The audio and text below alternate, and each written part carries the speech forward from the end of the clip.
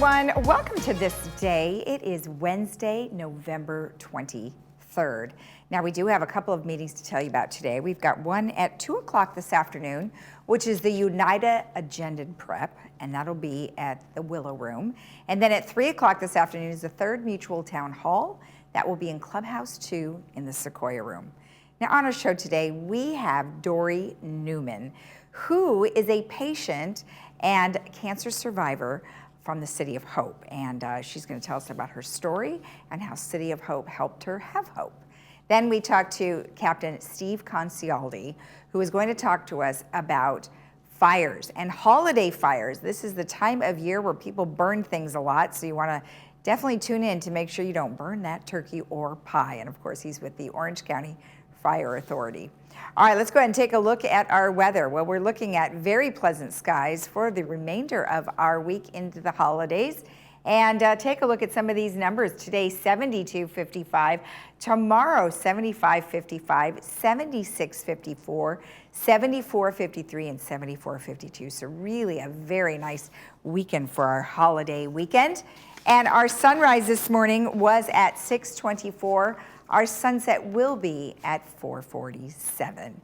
Now, please remember that Thursday and Friday, our community center and many of our clubhouses will be closed for Thursday and Friday. So for hours and any potential phone numbers you might need during this time, you can go to lagunawoodsvillage.com. All right, when we come back, we will hear from Dory Newman on behalf of the City of Hope. Stay tuned.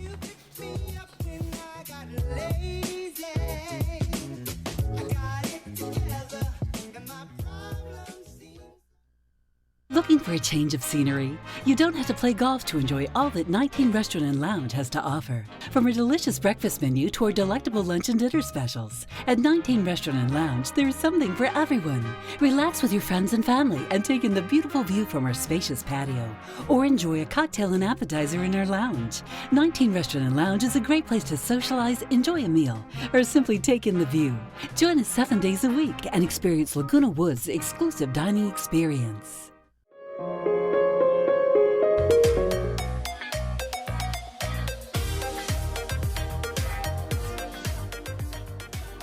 Welcome back. Well, today we have Dory Newman, who is here on behalf of the City of Hope. She is a patient and a longtime supporter of the City of Hope.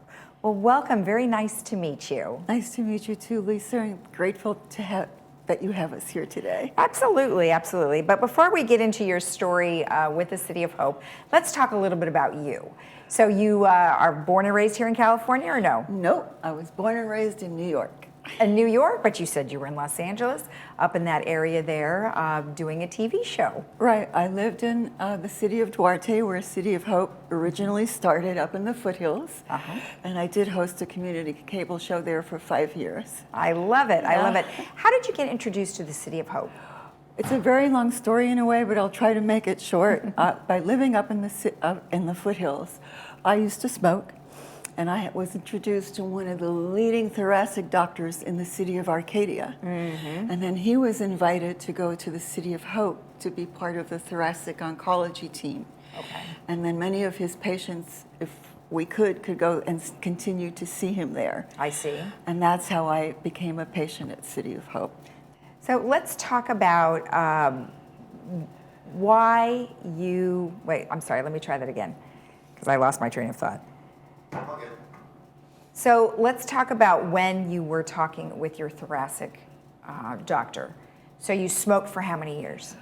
I smoked for about 18 years, and I had stopped smoking for 20 years. Okay. And at that time, were you diagnosed with lung cancer? No.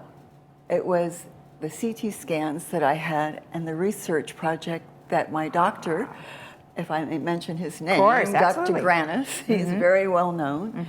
And he's retired now from City of Hope. I still miss him, but he is one of the doctors who actually, in early 2000, he started to work with the insurance companies and lobby them, not kind of lobby them, but encourage them for CT scans for early detection of lung cancer. Right. because x-rays were showing so much, but more people were dying of lung cancer back then. And he wanted to show that CT scans showed more than just x-rays. Right. And as soon as that was approved, I went into the first study, research study ever for lung cancer. Okay. And that was in December 2005. Okay. And in December 2015, 10 years later, and I had stopped smoking for 30 years, Yeah. the first small tumor came up on my right upper lobe. Okay. It was too small to biopsy, so in June of 2016, I had another biopsy, and the right upper lobe of my right lung was removed. Okay. But it hadn't gone to the tissue or lymph nodes, and that's all I needed. Oh, that's great. Well, that's great. But you know what? Thank goodness you were part of that study, right? Because what would have happened otherwise? You have no idea. I mean, maybe, what if they told you if you never participated in that study and the doctor never had any of those approvals? I wouldn't be here. Yeah.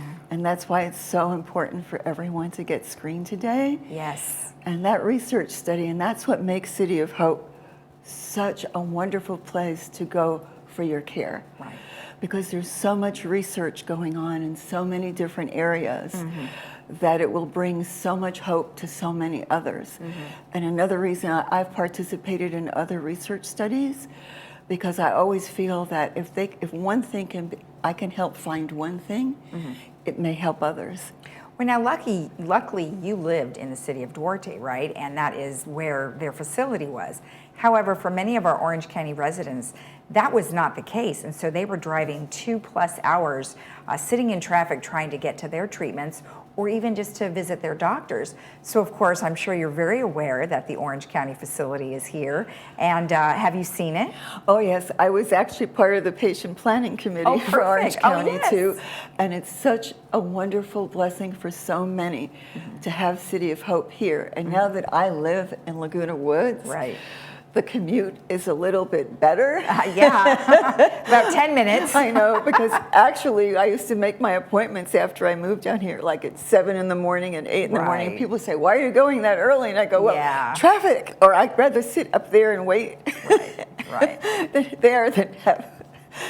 So with the City of Hope, what type of treatment did you have? I actually didn't need any treatment. Oh, because you had that. Because I was in that study, and that's why That's these right. scans are so important to so many to have. Right, right.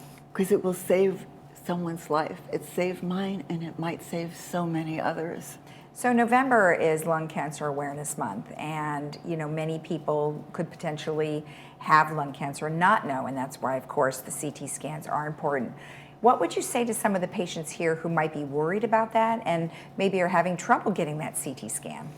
I think for some, or for most, if you've ever smoked and stopped, still smoking, or around secondhand smoke, I really recommend reaching out to your doctors to find out if you are eligible for CT scans. And then I would recommend going to City of Hope for your scans, because they have all the latest equipment that you can think of there. Yeah.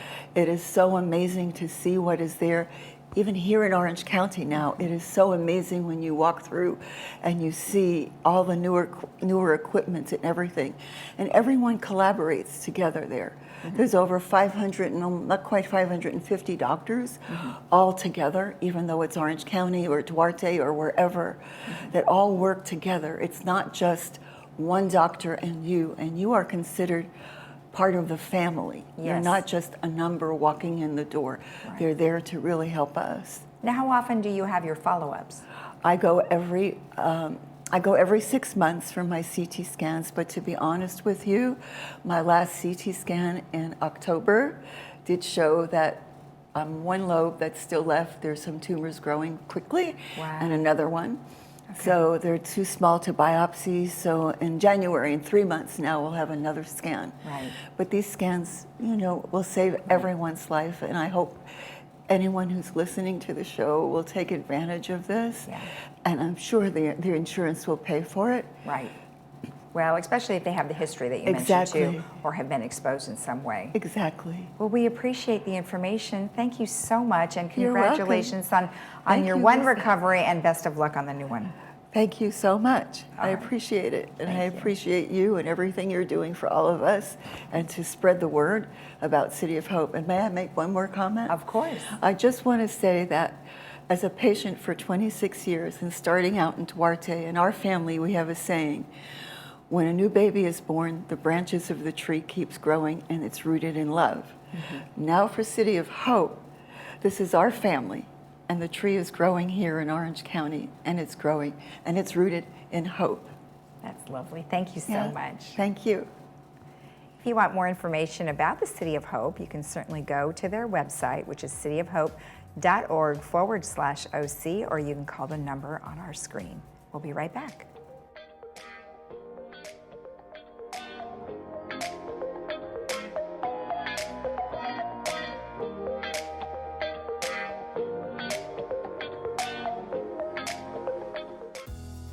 At Healing Hearts Emergency Animal Hospital, we are dedicated to emergency veterinary care through high-quality veterinary services and compassion. We offer state-of-the-art diagnostics at competitive pricing. Our doctors will see and care for dogs, cats, and most exotics. In case of emergency, rest assured Healing Hearts Emergency is here for you when your primary veterinarian is closed. Open nights, weekends, and all major holidays.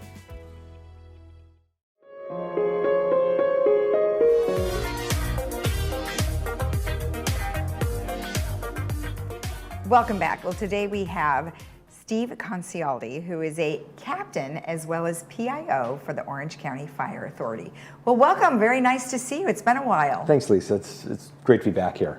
So now, you've been on our show many, many times, and I know it's been a while. And we've had some others here on behalf of the Orange County Fire Authority, of course, Brian Fennessy. Right. Tell me what you've been up to. What I've been up to, my kids. So I had a son that graduated from college and got hired with us. Oh, wow. August 1st, so he started our fire academy. My daughter's in nursing school. She's a senior at Point Loma. Wow. And I've been on for over 30 years now. Love my job. I enjoy what I'm doing. I'm a captain paramedic at a fire station in South Orange County. Okay. And then I still do the PIO. I'm involved in all kinds of stuff. Our Benevolent Association, our EMS cadre, the Laguna Fire cadre, basically from that 1993, the major fire. Right. And so we've been doing staff rides over the last couple years, Okay. just teaching firefighters from all over, and our firefighters and captains and officers and chiefs about that significant fire back in '93. Right, right. And of course, we don't just have fires out in fields. We have fires in our homes and fires in our buildings and things like that because of negligence, and also because they don't have the right kinds of machinery, if you will, like equipment, like a fire alarm or something like that. So today we're actually going to talk about holiday safety tips and who doesn't burn something around the holidays. Exactly. So I'll give you Thanksgiving next month. So every year we have fires on Thanksgiving. That is of all the days in the year. So they say 250% greater on that single day. That is crazy. And so a lot of that is just a lot of kitchen fires, but it's unattended. So basically they have the turkey in there and they're running out to go to the store, or they get interrupted with family. They're in the backyard, they go in the front yard, they even play a little football game in the street or on the cul-de-sac, and they think everything's okay. But basically, as everything gets hot, those drippings come down, and then basically hits the elements below and can start a fire. So we always recommend putting a pan in there, put some foil over there, that way it catches it. But we always recommend stand by your pan. So if you're cooking something in the kitchen, and I could tell you hundreds and hundreds of stories that I've been on of calls where they're in there and they get distracted by the Amazon driver, UPS, FedEx driver, and they end up talking, or they run out, the dog needs to go to the bathroom, they run the dog out just to the cul-de-sac, and they forget what was on the stove. Yikes. And so it's just stand by your pan. If you have something cooking, just stand by there, or set a little timer. Yeah. So for 3 minutes, 5 minutes, 10 minutes, if it's going to cook for a little bit, that way it'll remind you, or on your phone, set a little timer. Right. Wow. Well, it's very funny that you sit here and you say, oh gosh, you're reminding me of all of the times that I've walked away from cooking something just even on the stovetop, not necessarily underneath. So it can happen either way. Yes, we get distracted with our phones. Distraction is the main thing, because you don't think you're going to start the fire, basically. And I'm thinking of now, just even a neighbor of ours. Yeah. I was home, and they were cooking something, and they actually turned something on. Well, the cutting board just happened to be a little bit over one of the burners. It was actually those white plastic cutting boards. Oh. So I was at home, I was the PIO at the time. This is when I was the full-time PIO, and it was in the evening, and basically all of a sudden there's a structure fire on my street, and it's my close neighbor and close friend. And so I got in my car, drove up there, and basically there's a little kitchen fire right there, and it was as simple as they went to turn it on just to get the burner on, and the cutting board was too close, and then they walked away. Wow. And next thing they heard was a smoke alarm. Right. These things save lives, save property, because it allows those crucial seconds, because this will go off in a few seconds. Yeah. And it's so loud, it alerts the residents, the neighbors. So if you aren't home, so if you're down at the cul-de-sac with the dog and these smoke alarms go off, but they need to be working. That's why Kidda, they're a great partner with OCFA. They've donated so many of these smoke alarms. So that's why if any of your residents ever have a need for smoke alarms and they can't install their own, or they're having trouble with it, just call us. And we'll come help them out. We'll gladly do it. But again, these save lives. Yeah. Well, let's jump into your other safety tips, because I want to talk about the plug that you have right there. So beyond cooking, we have Christmas trees, and we have dry Christmas trees, and then we don't turn those off, we don't turn the lights off quick enough. But we also have these plugs where we jam everything into those other little small ones where it looks like a giant octopus. Not a good idea. They need to have a circuit breaker. So there's a lot of multi-plug adapters, but if it doesn't have a circuit breaker, then you shouldn't use them, because they get overloaded.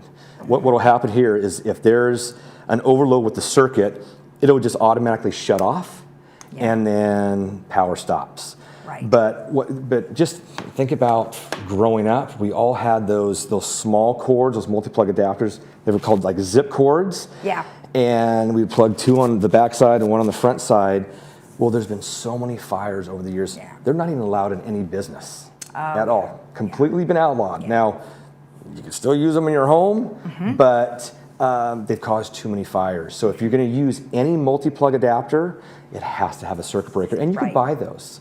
So in that way, if you do leave your tree on for a while or something plugged in, if there is a short circuit, it'll trip it and it'll shut the power off. Now, one thing I did want to ask you though is, what if you plug just a regular plug into the wall outlet that is a circuit breaker one? Does that count? That works too. And you could get the ones that plug in. So basically you have your typical outlet, it'll plug into that, and then it's a circuit breaker. So you could add more. But that way it's designed to only allow so much, and if it's getting too hot, it's overloading, it'll just shut it off. Another thing is, and this is fires that I've been on here, and whatever, this cord, any cord cannot be pressed. It can't go through a doorway, because if a door is shutting it, or what happens is you're decorating for Christmas and you have all these cords, and then you start moving some furniture around because you put the tree in, or you have some decorations, and that furniture, if it's the desk or a chair, if it's sitting on the cord, what happens is it puts a lot of pressure on, and a current is running through these cords, and it gets super hot, and it builds up, then eventually it'll melt this, and if there's carpet there or anything combustible, it'll catch. So some of the big fires that we've been on is they had no idea, because for a long time that desk or something hard has been crushing it, or it's just going through the door. Oh, really? So can it ignite the door? Well, yeah, if basically it usually catches the carpet on fire. Carpet, So it's pinched in there some way, and so it builds up so much heat at there, and if there's something combustible like carpet or something else. So now let's look at those pictures, because you know, I couldn't even tell what something was because you're looking at it, it looks like the ceiling. Right. But nonetheless, here's a photo that these are from fires that you've been on. So is this the smoke alarms up above? Yes. So this was a recent fire, and the fire started in the garage. And we just had one a couple of nights ago too. Oh. Similar thing. And this was just put on our Instagram and our Twitter just a couple of days ago. It says smoke alarms awoke a sleeping resident to a fire in their garage in this home in Irvine. The resident went downstairs, basically saw smoke, and they were able to safely escape out the front door. Okay. And so same thing with this fire. So I was a PIO this night. The fire started in the garage. This is 3:20 in the morning or so, and they're sleeping. And so basically the smoke comes from the garage, it gets inside, and then it set off those smoke alarms. And there was a handful of residents, a dog, and they were able to wake everybody up quickly because of the smoke alarms, and they were able to get out. So there's more. Okay. You said a lot. So you could see how that stained. This is the kitchen. This is downstairs. Is the same house? This is the same house. Oh boy. So look how scary. It built up so much heat, and you could see how the smoke banks down. That's why we always say low. If there's a fire, you crawl low to the ground and you find exit. You should know 2 ways out of every room. Okay. That might be a door, that might be a window, but you stay low below, because as the smoke is banking down, you can see just above the microwave, in the middle of the microwave. And then down below it's pretty clear, but what'll happen is smoke and heat rises, and then it starts banking down lower and lower and lower. But it burnt the fan blade. They're just melting. Oh, gosh. Even though this fire was in the garage and stayed in the garage container, our firefighters did an excellent job of keeping it. But again, that heat, the smoke, and the smoke is toxic. It's hot. That's why we can't breathe it. Our lungs are not designed to breathe in those hot gases. And we quickly become overcome and get smoke inhalation. And we have lasting consequences when that happens. Exactly. But again, these smoke alarms saved lives. Because in this home, these went off, and nowadays they're in series. So when one goes off, they all go off. And so it just alerted everybody. Now you have a couple of other pictures which are frightening in and of itself, because again, you've got interior that looks like it's just baked. Right. So this is the laundry room. This is the outside. Yeah. So basically the picture, basically to your right there behind you, that was the garage. So the fire started in the garage. It basically banks up, it goes up, and some of the smoke gets into an upper window. Anytime you have windows open, inside, it gets in out of the picture. As I'm looking at the screen to my right there, that's the laundry room. And so even though that door is shut, smoke and heat is coming through there. And originally somebody opened that door and then they shut it. And so we always recommend, if there's a fire in any room, you shut the door behind you.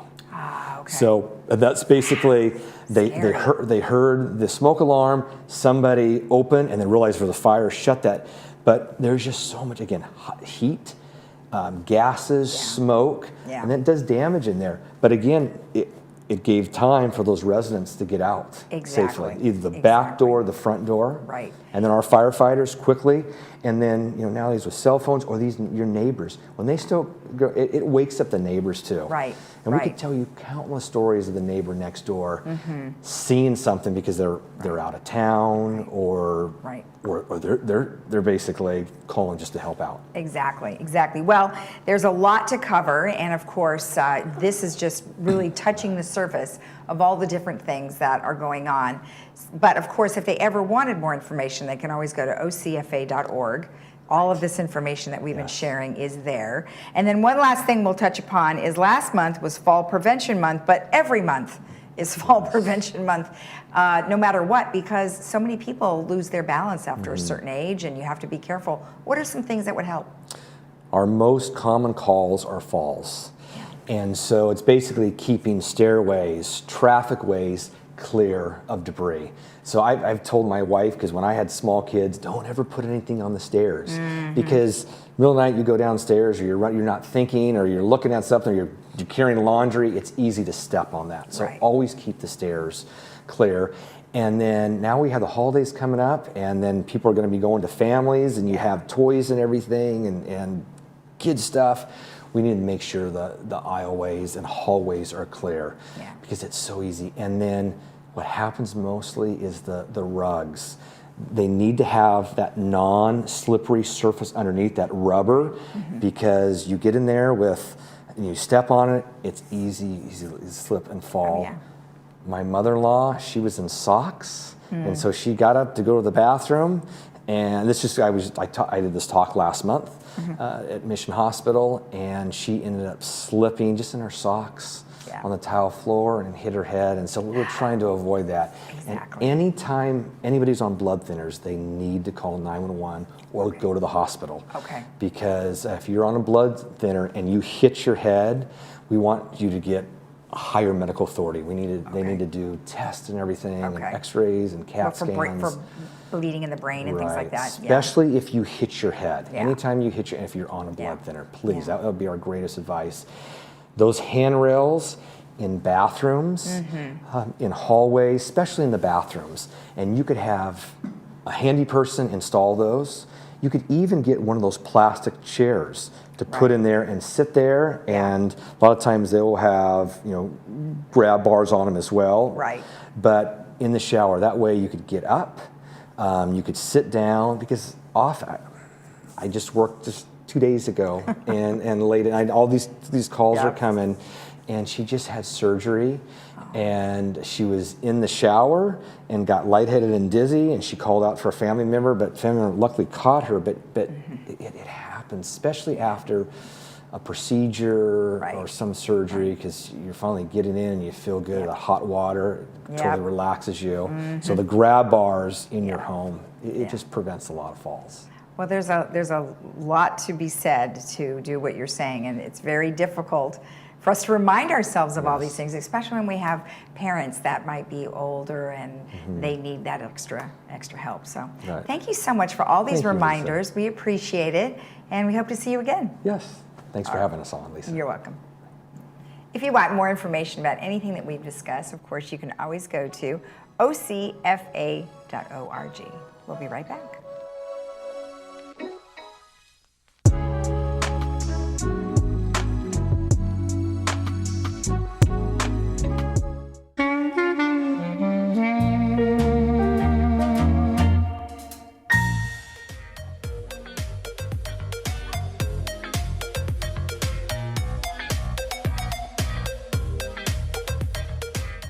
Welcome back. Well, we have a slew of movies for you to watch tomorrow and Friday. So let's look at tomorrow's. We have 11 a.m. The Green Book, 1:30 p.m. Empire of the Sun, 4 p.m.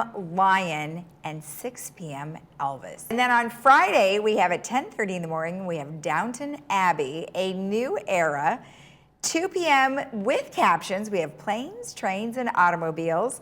6 p.m. without captions, we have Planes, Trains, and Automobiles again.